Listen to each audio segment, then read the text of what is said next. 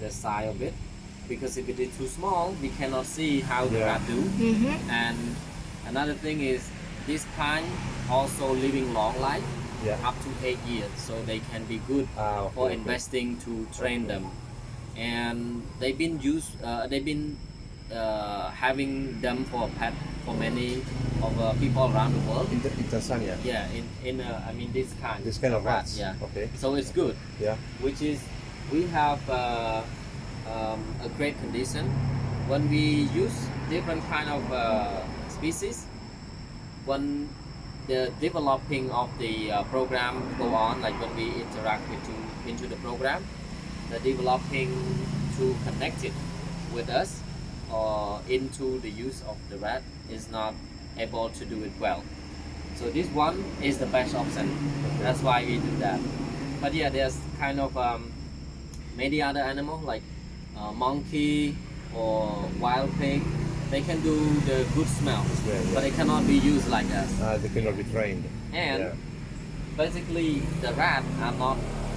It's bigger than normal. Yeah. But they're not big enough to explode the landmine. This is the best thing about. It's a pity because in Cambodia have many rats. Yes. And big ones. Yeah. Okay. Thank you. They breed them in Tanzania and then they send them to work in different countries. For the moment, Cambodia, we use them to find landmine, explosive. But this rat can do many other tasks. They can also detect the smell of tuberculosis disease.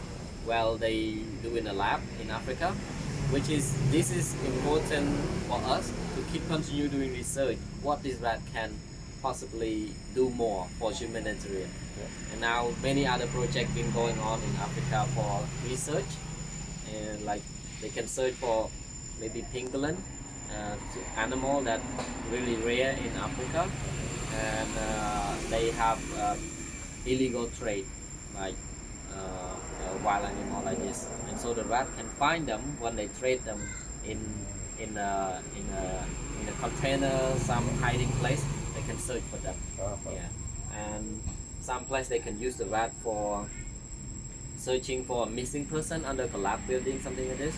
But they're small, they can go root. This is important, but this project are not really exist 100% yet. We're just doing research and we've been propped for it. But the two official work that the rat do is demining and tuberculosis. But tuberculosis not in Cambodia, only in Africa. Cambodia now become the biggest program of our demining program in the whole organization, because we have very much good outcome from what we do in here. It's basically because the history of happened in Cambodia with the war going on. That's why we need a lot of work to do here. So yeah, we've been here since 2015, but the work done about 4 years, and many things happened. We did a lot of outcome for the moment. Okay. So you might be heard a lot in different countries. They have the landmine affection, but Cambodia is one of them. So in total around the world we have around 60 countries. Cambodia one among of the big impact. They rank them the massive impact over 100 kilometers square. But there are different story based on the country. Some country have landmine just for one area. So that's not really much difficult because of you can prevent people from there.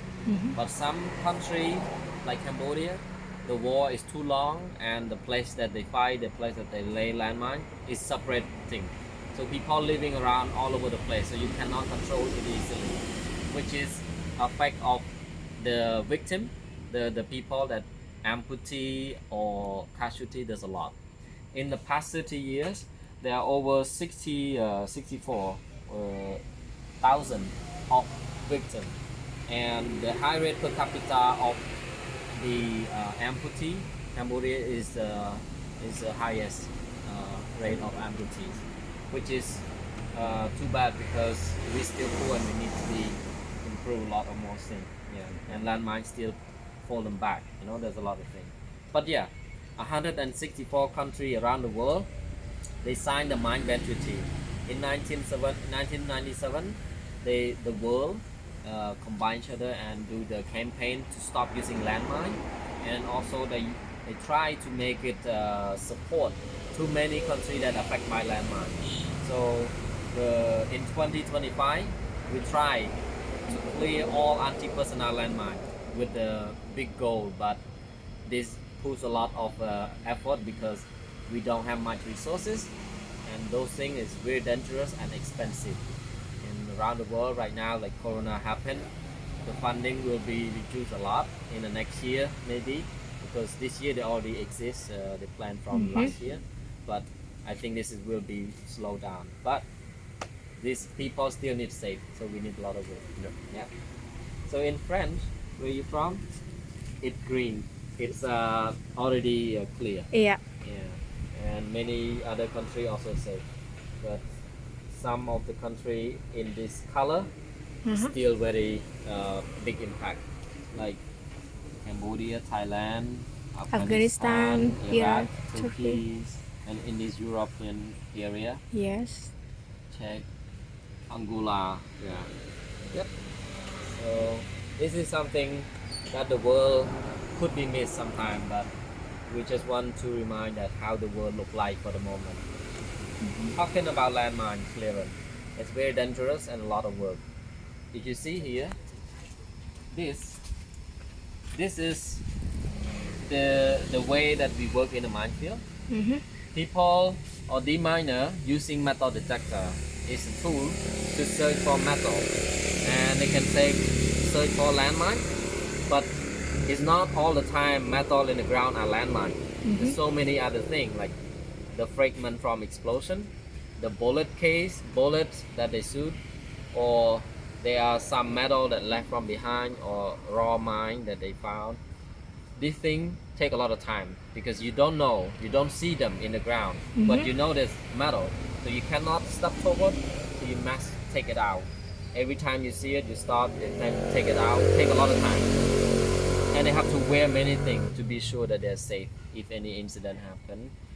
Well, it's not 100% safe, but can be really cover some protocol that's good for them.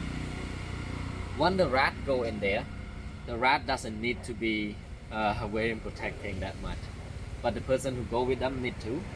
And the rat is too light, they're not able to set off landmine. There's about 1.2 to 1.3, so this 1.3 kilogram is too light for landmine to set off. There's normally around 5 kilogram that the weight to set the landmine. But yeah, when they go in there, since they're not searching for metal, they search for explosive, make them go faster. They skip all the metal and they go straight to the explosive smell, and they scratch on the surface to indicate it, so that we know that's a spot. And the deminer come after to take out the mine where the located that the rat indication. So this will give the man much more safer working in the minefield with the rat, and the reduce of the cost. This will take long time. The rat takes slow, but they work together. They combine costs. It reduces a lot. When we work in Cambodia, for the moment, the cost of 1 square meter of clearance, it's around 38 cents, and this is like very cheap compared to many process that the miner used to do. It's very high. It could be more than $1 or more. So, but yeah, when you buy landmine, it's very cheap. Put it down in the ground, and someone else go to clear. One mine can cost a lot of money, up to 1,000, based on condition of where they clear and how it works. Cambodian 30 years of war, those objects very rusty, very dangerous, sensitive, like unstable. So we have to be careful. So this can cost a lot of money. Yeah. This thing need help. We have here the brush cutter machine, because when we work in a minefield, it's not flat automatically. There was bushes, tree, vegetation, but because the land cannot be used by people, many bushes like this is easy to grow. They grow on their own and it can be burned by the heat every year. But the land cannot be used. When we use the rat or the metal detector to clear landmine, we need flat. So normally when people go to work by machine or metal detector, they use scissors, hand cutting, and it's very hard because they cannot reach out to the bushes too far, only half meter maybe, because it's heavy weight. But this machine, it's called brush cutter. It's like excavator. They scoop like this. So they chain the front, then they can cut outside of their foot stand toward inside the bush. In a safe zone, they cut 6 meters out there, just make it flat, and the man with metal detector make the walk pass for them. Then the rat is go into the main spot that the man don't do. They leave the big space for rat and they do just for safe walk. So this is giving us to the man less job and to the rat more job, so that they can do faster. Okay, so this machine giving us a lot of hand as well, but it's very expensive. This one, yeah, very expensive. In this, we have the rat. This one called African giant pouch rat. The story about this rat, they are nocturnal, so they sleep in the daytime basically, and they run out at night. So generally their size, their eyes not very seeing well, but their sense of smell gets stronger, sense of sound very well. So the best way to use this rat is during the cold time, like not high temperature. It's a good performance when they work in the field. In the morning is a good time for us. We start early morning at 4 o'clock, leave the base, and then go to the minefield, set up space, start at 6 o'clock, and then finish around 10 or sometime up to 11. But when it's too hot, they try to not working with the rat. But yeah, they work fast. So generally they work around 10 o'clock or 11 is finished, and the man can continue working. After the rat train to search for explosive, a size of tennis court, like a more than 200 square meter space, a rat do just for 30 minutes to clear. And then that metal detector machine with the man would take up to 4 days, the same size. So it's very different timing, that they will cost different, because you have to go there 4 times, and now you go 1 time, you make it faster, and just 30 minutes. So this is how the rat contribute to the demining program. It's very helpful and safe and very cheap for us, and it's good for the future of humanitarian work. Yeah, yeah. Most people call them the hero rat for the nickname. Technically, they call them mine detection rat. It's for detecting landmine. But yeah, we love them like family, always being with us, and they love people. They born and they stay around and very close to people. And you will see one of them over there. Okay. Okay. And this is the history. Why we have this explosive and landmine. You might know about this a lot already. You live in Cambodia. Right? So here, this is a bomb that dropped by United States during the Vietnam War. You might heard about Ho Chi Minh Trail. They go through this part of the country, Laos and Cambodia, and then in 65 to 75, they bomb along this way so that they can stop them, but they could not. And then when the Vietnam War finished, this bomb had finished as well. But the number that they dropped is about 26 million explosive. We don't know the amount of leftover, or we can call unexploded bomb that dropped at that time. How many of them we don't know, but we know how many they dropped. So this is the evidence how it works. For the moment, this program, clearing the bomb, it's funding by United States government and the government Cambodia.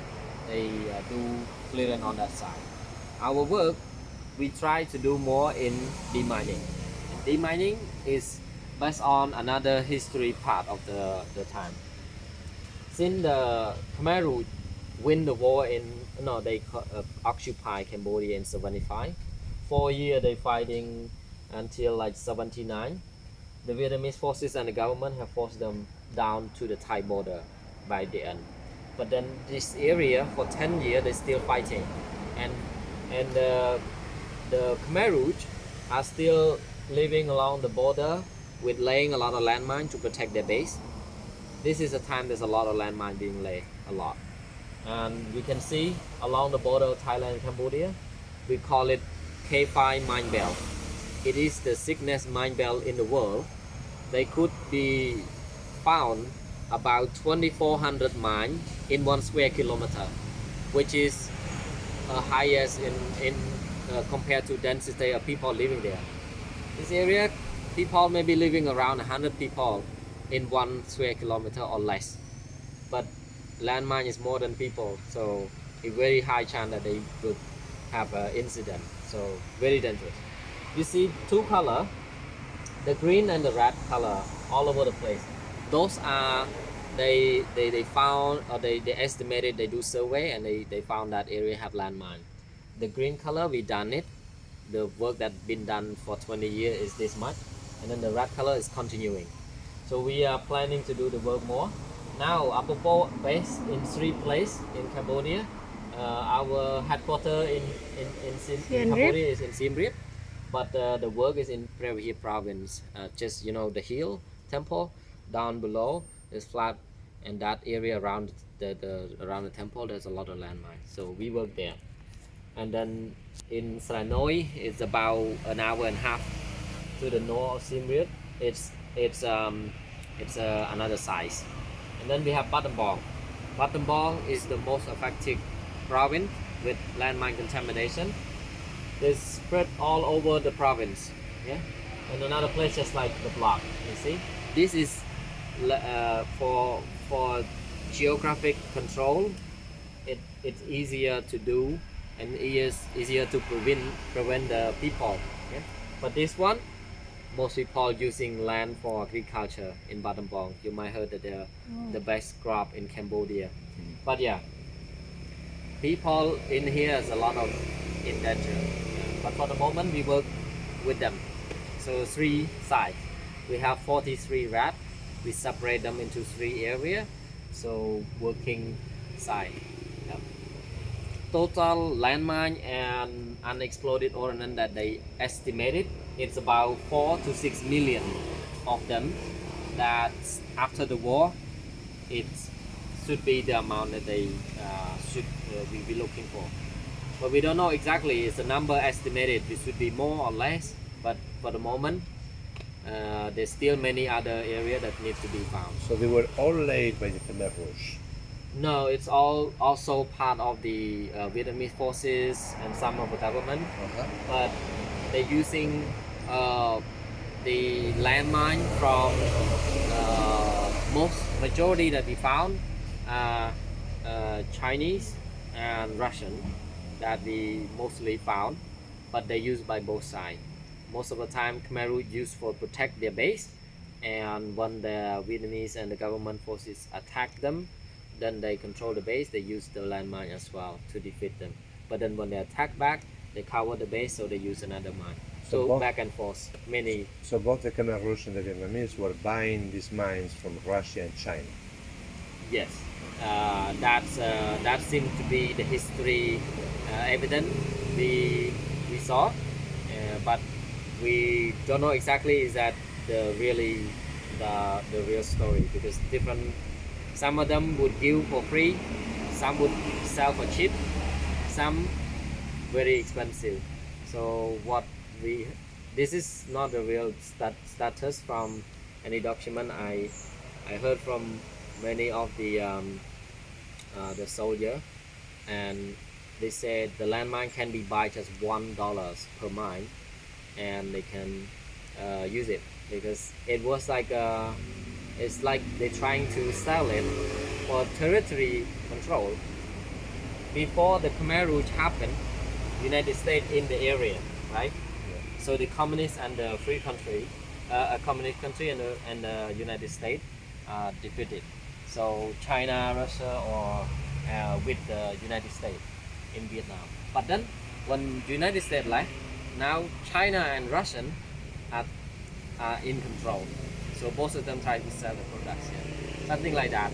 For my perspective as Cambodian, I see that in the picture, and many people that I talk to. But we don't see any document about this. I estimate it just on my way up here. Yeah. Okay, this is a bit of the history. There's a lot of long story. It Yeah. is not just this much. It ended up in 98 when Pol Pot died, but it's all already done for the war. But still, many things affect us. You can come here to the place.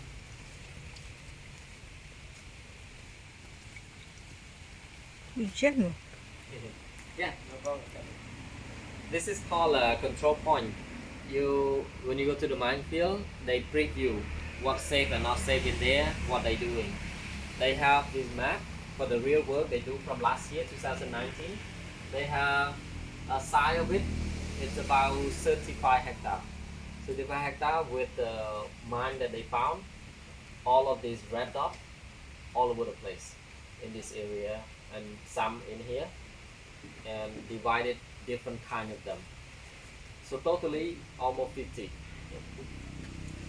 This is about 1.5 hours to the north. It's in Sranoi area where we work. And the landmine that the rat work in, they divide by space by a square like this. These are like a rectangle you will see over there. But the line around it, the small line that make the square happen, it's used by metal detector to create safe spot, the we call safe lane for us to walk, and you will see over there after this. Yeah. So the map is drawn by hand every day.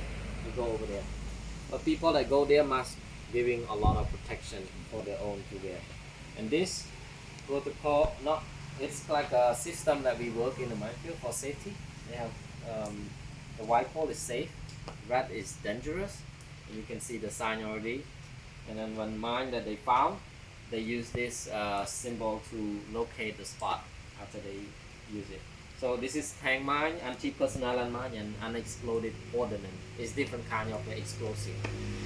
And some of this pole used by protocol inside. We got medical support. We got stored in place. This after the landmine or device have found, we will make decision.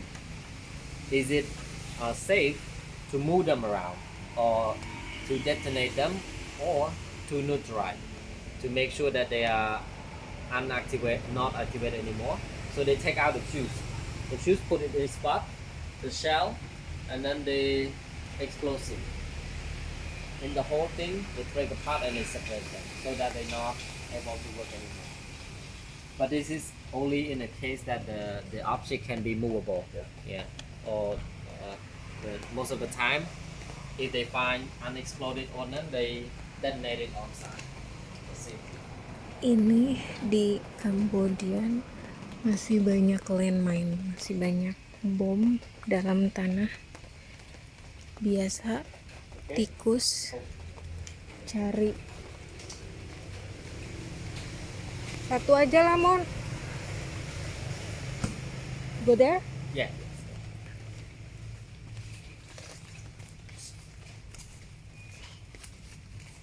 Okay. So you can see it in here. We have some sample like a minefield setup. You see this is called mortar 82. It's a kind of unexploded ordnance. Can you see here? Mm-hmm. Yeah. So it's like a tube. When like the hole here, you drop the bullet and it land. It means to be explode when this front part touches the ground, but some of them doesn't, and we don't know what happened. And that's very dangerous. It could be explode by any movement. So basically, many of this kind of unexploded ordnance we should not touch, or any of the objects should not be touched. But the miner themselves also don't want to touch this thing or move them around easily because they're not sure. Yeah. Over there we call anti-tank mine. Yeah, TM-46 from Russia. This is from China, mortar 82.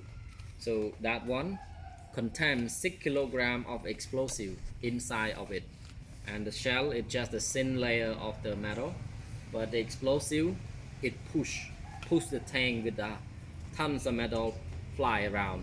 Yeah, so this thing very big, dangerous, and it's still many places in Cambodia with the farming. People are getting affected by it after they using land for long year, but the animal is not enough weight to set off. But then they bought the tractor, the machine, go on back to the land that they used to work all the time, become exploded, the same land. And then we tahu. have another tool here. Terima kasih. So you can see there are two over there and two here. This one here